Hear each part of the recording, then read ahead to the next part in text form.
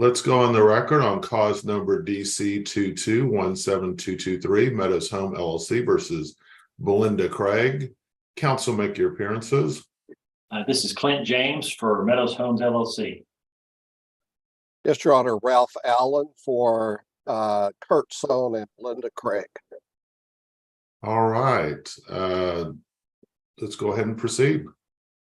Your Honor, I believe we had we're going to hear the motion for continuance of this hearing first, and I'd like to proceed on that.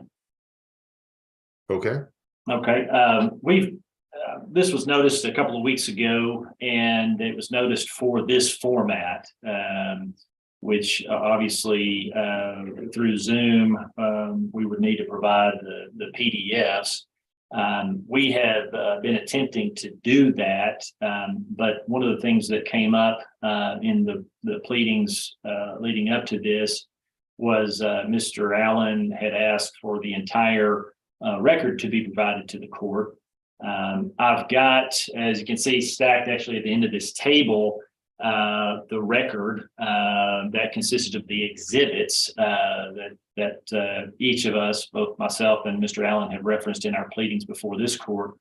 But those consist of 351 exhibits that the arbitrator had asked for all that to be in paper. And so over the course of last summer, we had actually worked together to create a couple of binders of joint exhibits. And then we each, I believe, had 3 binders of claimants and respondents exhibits in that, all paper, all in triplicate. And so I was expecting to be able to provide those to the court for this upcoming hearing after this motion for continuance, in order to utilize whatever was necessary before the court based on whatever Mr. Allen would raise.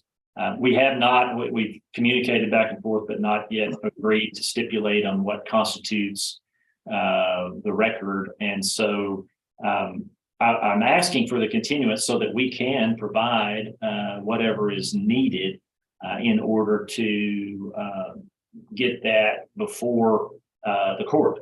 So what I would prefer to do, obviously, Your Honor, and I've mentioned this in my pleadings, would be to have an in-person hearing so that the record as we prepared it for the arbitrator could be brought to the court. And I don't think we're going to need, there's a very limited number of documents that should be relevant here. But as I said a minute ago, we've not been able to agree on, stipulate as to what that is. I've provided what I could since finding this out late last week in terms of a PDF that we sent to your court coordinator that had Dropbox for the pleadings and a Dropbox for what we believe are relevant documents of our exhibits. However, there are obviously many more documents. Let me hear from Mr. Allen. Yes, sir. Yes, Your Honor. Shall I proceed? Yes. I'm having a little difficulty, but let me go ahead. Your Honor, you're sitting in this court not as a trial court, but as an appellate court.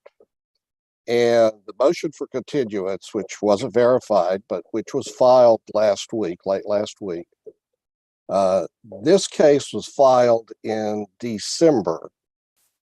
And as I understand it, we pretty much are supposed to follow the Texas rules of appellate procedure. Mr. James had 60 days to prepare a record and file it with the court so that we could all work off of the same record. And that was now done. We're well past 120 days now. There hasn't been any showing why this couldn't have been done timely. There's been no showing of due diligence that would require continuance. And I'm going to point out to the court that even with a continuance, Mr. James is not going to be able to satisfy the appellate requirements to go forward with this case. The courts say Mr. James, I believe, is going to be trying to argue that the arbitrator made an improper factual or legal determination, and in arbitration appeals, that's not the standard. The standard is basically if the area that the arbitrator ruled upon was submitted to her, the fact that she made I don't believe she did, but even if she did make an error, that's not grounds for setting aside an award. Mr. James waived the making of a court reporter transcript, and we had 10 witnesses over 4 days in the arbitration hearing that no matter what he does, he's not going to be able to present to the court. And so there's not going to be in any way for this court to make a determination based upon the record that's available, what that the arbitrator acted outside the scope of what was submitted to her.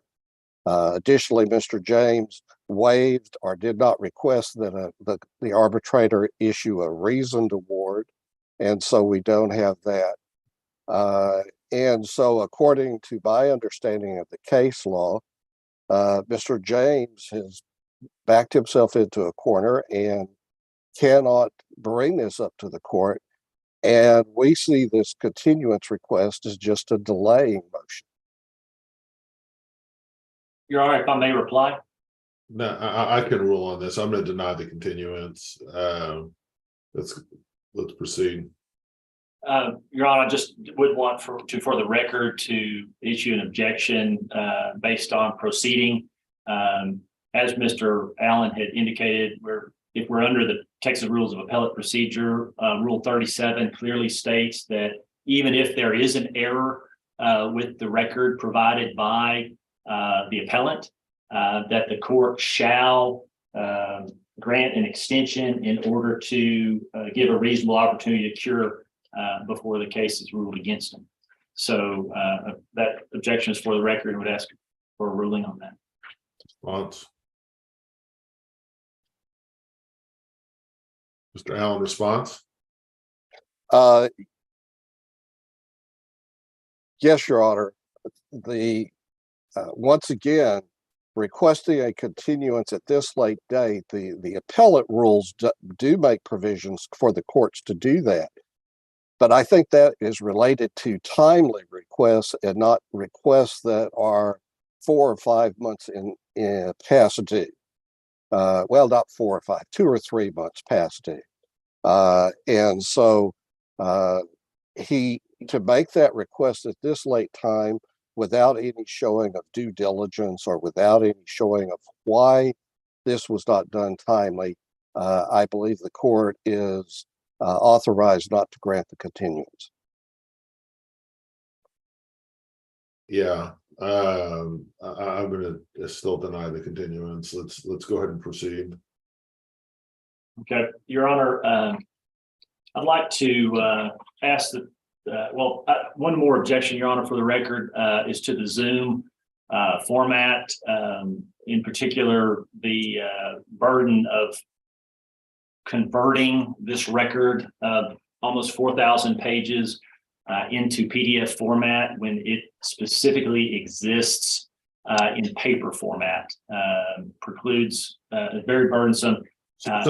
We were all familiar with the new rules the Supreme Court came out with.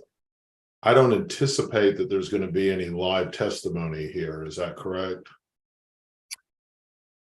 I don't believe it's necessary under currently. I would reserve the right to change that in the event that the argument suggested it was necessary. But I do not anticipate live testimony. So you know, under the, as I understand the new rules that the Supreme Court just adopted on remote proceedings, if there is live testimony, then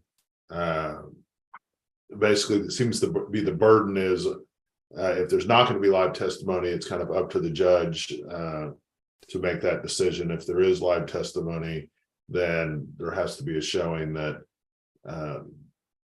it basically is preferred. I guess not exactly the terminology used to do it in person. And so if it turns out that we need live testimony, I may continue this hearing at that point. But I've done hundreds and hundreds and hundreds of trials and hearings and remotely. I'm very familiar with doing things remotely, and I don't have a concern about it.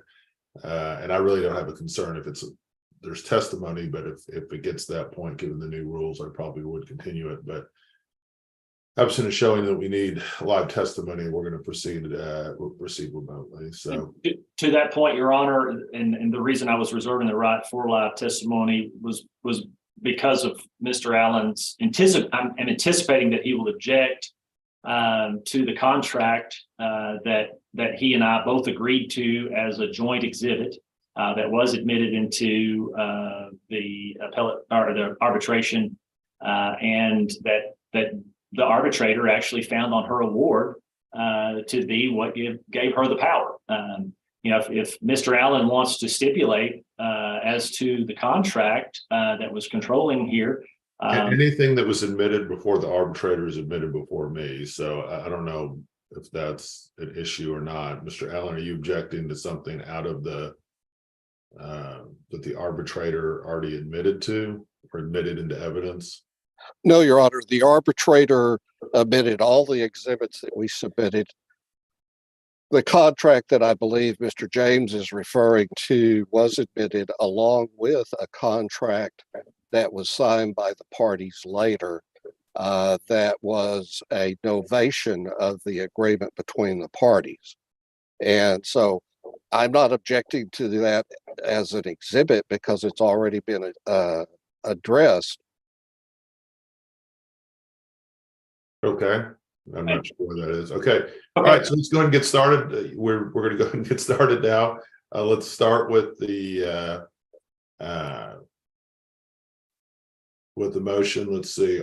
Give me 1 second. Are everyone here on the Torres versus Venegas case? Your Honor, Daniel Carp, I see Ms. Garcia here, so defendants are present. I never saw an email back from Mr. Smith, but he may be here and I just don't see him. I am here. There he is. He's Mr. Womack today. All right. Yes, I'm Mr. Womack. Well, I apologize about kind of giving you short notice on this. Let me kind of